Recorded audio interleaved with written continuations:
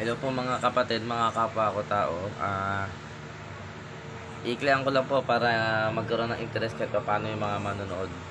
Tungkol po sa Bible na nabasa ko sa Exodo 32. Gumawa ng gulyang ginto ang mga Israelita na ang mga Israelita ay inilabas ng Panginoon Diyos mula sa Egypto na sila pinahirapan. Ngayon, nung antagal ni Moses sa bundok, gumawa siya ng gulyang ginto para sambahin. Nagalit ang Diyos doon, sabi kay Moses, bumaba ka na kasi tinalikuran na ako ng mga Israelita. Lilipulin ko na sila. Pero sabi ni Moises, Ama wag, baka sabi ng Egypto, pinagsama-sama nyo lang kami dito sa pinagsama-sama nyo lang sa bundok para lipulin. Ano po sasabihin ng mga taga-Egypto? May punto si Moises.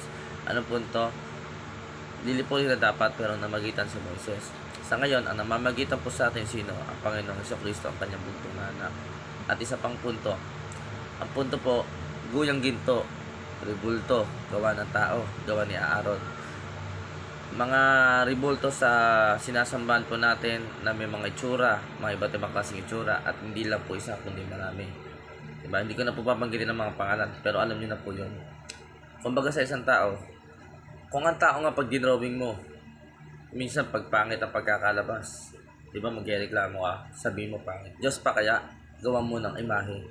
Ang Panginoon Jesucristo po kaya, gawan mo ng imahe. Kahit sabi mong gwapo yun eh. Sabi nga sa Exodo, sa 10 utos ng Diyos, huwag niyo magbasa ng Bible. Kahit dun lang, sa Exodo, at sabi doon, huwag kang sasamba maliban sa akin. Ako lang ang sasambahin mo. Ibig sabihin, maliban sa akin, siya lang ang sasambahin mo.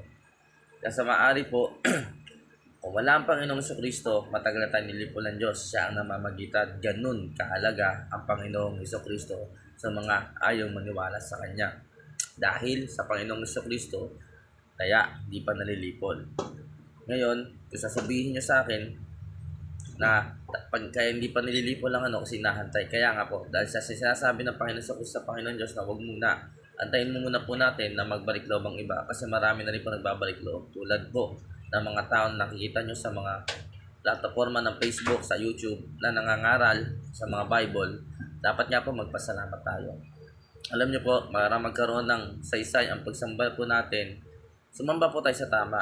Kasi kung sumasamba po tayo sa maling pamaraan, hindi po tayo papakinggan ng Panginoon Diyos. Mahal mo ang Diyos, di ba? O so, edi sundan mo. Sundin mo siya. Huwag ka sumubay. Ikaw, magulang ka, ayaw mo na sinusubay ka ng anak mo. Ganon din ang ama. Iyan tulad mo ang sarili mo. Kung ikaw ang ama at hindi ka sinusundon ng anak mo, tutuwa ka. Siyempre, hindi, di ba? Mapapalo mo siya. Kung hindi pa ang Panginoon Diyos.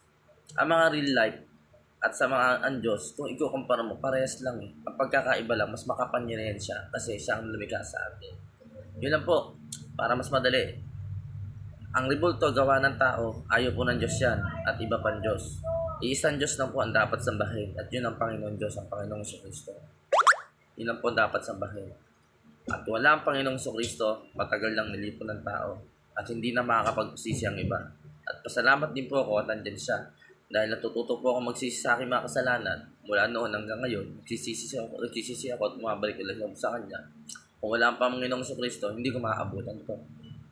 Subukan nyo lang pong basahin para malaman nyo po yung tunay na sinasabi sa 10 utos ng Diyos. Kahit kung isa lang, malalaman nyo kung bakit.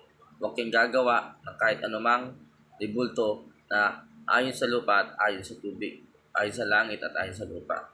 Kaya pakiusap po, para magkaroon ng saysay ang pagsamba nyo, huwag kayong sasamba sa Diyos-Diyosan o sa ribulto. Yun lang po. Bahala na po kayo kung ano. Kung ayaw nyo, di basahin nyo na lang po. Yun lang po.